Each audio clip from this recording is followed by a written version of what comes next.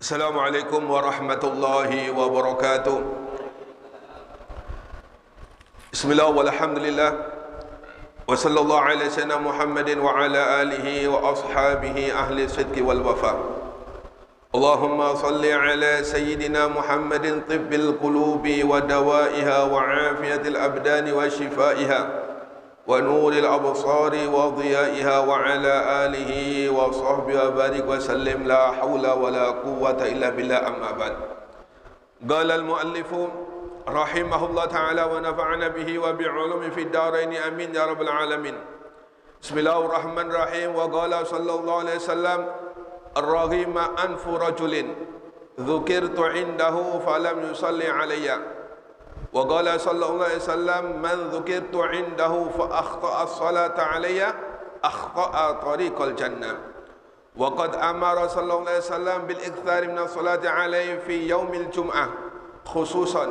Qala sallallahu alaihi wasallam akthiru min as-salati alayya yaumal jum'ah fa inna salata ummati turadu alayya fi kulli yaumi jum'atin fa aqrabuhum minni manzilatan aktsarum alayya salatan. Wa qala sallallahu alaihi wasallam sallu alayya fil laila al-gharra wal yaumil asar, yakni lailatul jum'ah wa yaumiha. Fayanbaghi li kulli mu'min an yukthira min as-salati ala Rasulillah sallallahu alaihi wasallam fi dawamil awqat wa fi lailatul jum'ah wa yaumiha khususan.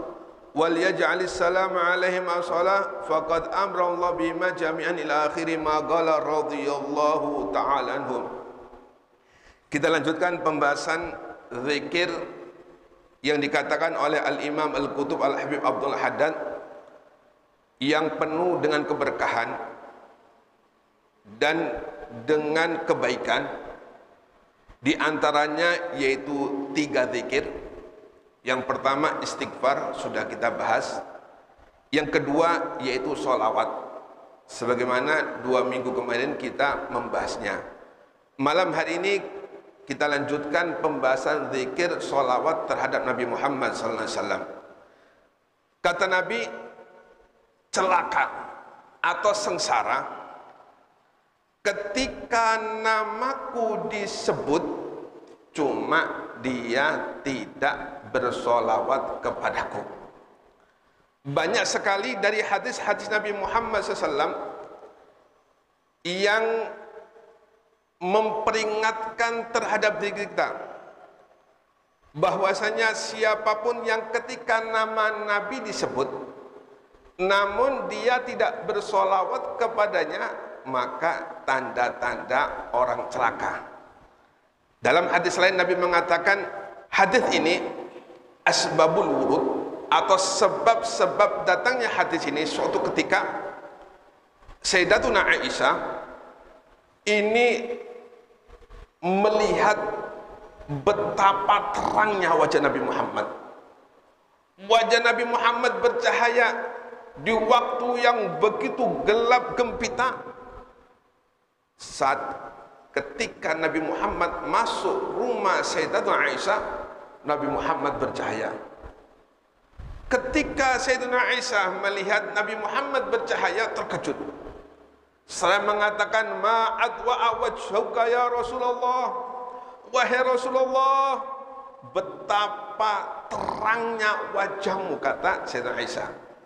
Nabi mengatakan, qala na'am, iya wahai Aisyah, wailun liman lam yaroni yaumal qiyamah. Celaka, kata Nabi Muhammad, orang yang tidak melihatku kelak di yaumil qiyamah. Maksudnya, siapapun yang kelak di yaumil qiyamah tidak menjumpai Nabi Muhammad SAW, maka tentunya dia tidak bakal mendapatkan syafaat Nabi Muhammad SAW. Padahal satu-satunya harapan kita ketika kita kembali kepada Allah Subhanahu wa taala dan kita pengen selamat, itu hanya mengharapkan syafaat Nabi Muhammad SAW. Maka orang yang kelak di yaumil qiyamah tidak bisa jumpa dengan Nabi Muhammad, otomatis dia tidak bakal mendapatkan syafaat Nabi Muhammad SAW. Maka Sayyidatuna Aisyah bertanya kepada Nabi Muhammad, ya Rasulullah, wahai Rasulullah, malam yaraka yaumal qiyamah, wahai Rasulullah, siapakah kelak di yaumil qiyamah? Orang yang tidak mendapatkan syafaatmu, kata Nabi, kata Sayyidah Aisyah. Maka kata Nabi, qala man dzukirtu indahu falam yusalli alayya. Ketika namaku disebut, kata Muhammad, namun dia tidak bersolawat kepadaku. Orang yang ketika mengabaikan nama Nabi Muhammad, orang yang ketika mendengarkan nama Nabi Muhammad namun dia tidak menghiraukannya, ini yang murka bukan Nabi Muhammad, namun Allah Subhanahu wa ta'ala.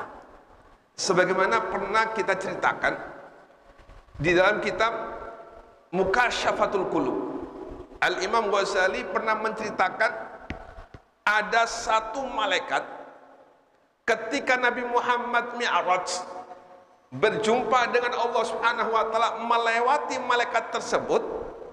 Malaikat ini tidak berdiri, tanda memuliakan Nabi Muhammad SAW. Ketika malaikat ini tidak memuliakan Nabi Muhammad, tidak menghormati Nabi Muhammad, malaikat ini langsung dihinakan oleh Allah Subhanahu wa ta'ala. Yang murka bukan Nabi Muhammad, yang murka Allah Subhanahu wa ta'ala. Begitu pula siapa yang mendengarkan nama Nabi Muhammad namun dia tidak menghiraukannya, enjoy saja dengan nama tersebut, yang murka bukan Nabi Muhammad namun Allah Subhanahu wa ta'ala. Namun sebagaimana dikatakan oleh ulama, di dalam satu majlis seperti malam hari ini, kita menyebut nama Nabi Muhammad berkali-kali. Apalagi saya yang ngomong berkali-kali menyebut nama Nabi Muhammad SAW. Namun yang wajib hanya sekali. Dalam majlis ini saya mengucapkan nama Nabi Muhammad berkali-kali. Yang wajib cuma sekali. Ini paling enggak dalam satu majlis ketika kita mendengarkan Nabi Muhammad, sekali kita bersolawat kepada Nabi Muhammad SAW. Apalagi setiap kita mendengarkan Nabi Muhammad kita bersolawat kepadanya, luar biasa. Orang yang gemar bersolawat kepada Nabi Muhammad SAW, maka bisa diharapkan syafaat Nabi Muhammad SAW. Kemudian dalam hadis lain Nabi mengatakan, man dzukirtu indahu fa akhta salata alayya akhta'a tariqal jannah. Kata Nabi Muhammad, barang siapa ketika namaku disebut dan dia lalai tidak bersolawat kepadaku, dia tidak membaca solawat kepadaku ketika namaku disebut, faqad akhta'a tariqal jannah, maka dia salah jalan menuju surga Allah Subhanahu wa ta'ala. Jalan menuju surga Allah, jalan menuju ridha Allah Subhanahu wa ta'ala, yaitu dengan memuliakan Nabi Muhammad SAW. Di antara tanda kita memuliakan Nabi Muhammad, ya tentunya kalau syariatnya nggak perlu dibahas, tentunya wajib kita ngikutinya. Di antara memuliakan Nabi Muhammad, yaitu ketika nama beliau disebut, kita bersolawat kepada Nabi Muhammad SAW. Kemudian di dalam kitab ini juga Rasulullah SAW mengatakan, memerintahkan kepada kita bil iktsari minas sholati alaih, yaitu untuk memperbanyak membaca solawat kepada Nabi Muhammad di malam Jumat dan juga di hari Jumat. Malam Jumat yang bukan berarti harus pas di malam Jumat sama Jumat, maksudnya lebih.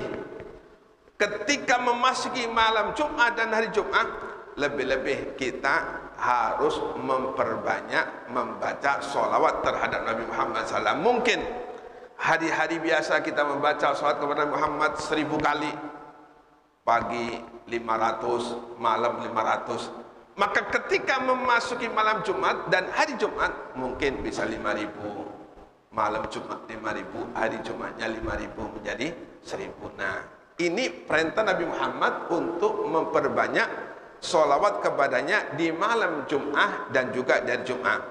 Sebagaimana Nabi mengatakan, aktsiru minas sholati alaihi yaumal Jumat, perbanyaklah oleh kalian membaca sholawat kepadaku yaumal jum'ah, di hari Jum'ah, yakni malam Jum'ah dan juga hari Jum'ah.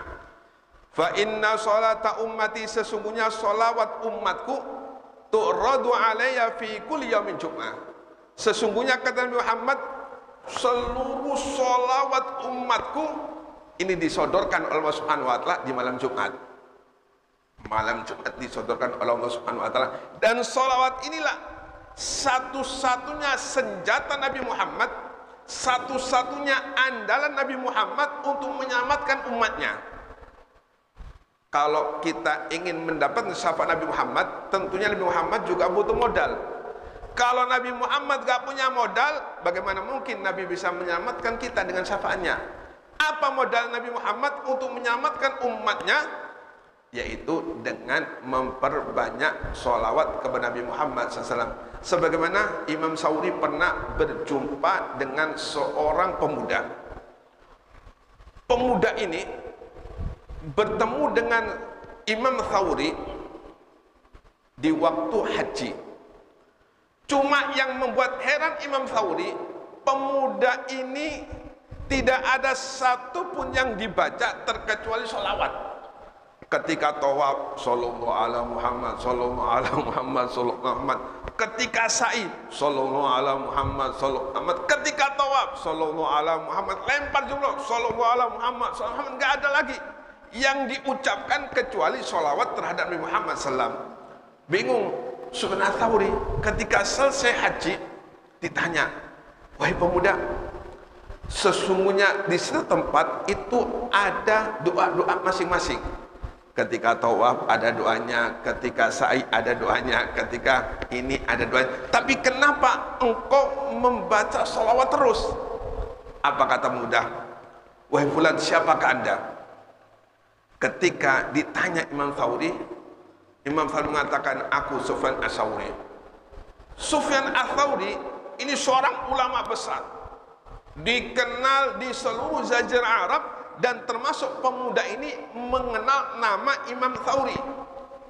Kata pemuda ini, wahai Imam, seandainya bukan engkau yang bertanya, maka tidak akan aku jawab kata orang tersebut. Kemudian dijelaskan, dia berangkat haji itu sama orang tuanya. Cuma orang tuanya ini, kata pemuda ini, melampaui batas di dalam berbuat maksiat kepada Allah Subhanahu wa Ta'ala. Akan tapi wahai Imam, keistimewaan orang tuaku ini setiap malam ini memperbanyak sholawat kepada Nabi Muhammad SAW. Ketika di tengah perjalanan orang tuanya meninggal. Ketika orang tuanya meninggal, betapa terkejutnya pemuda ini. Wajahnya orang tuanya berubah menjadi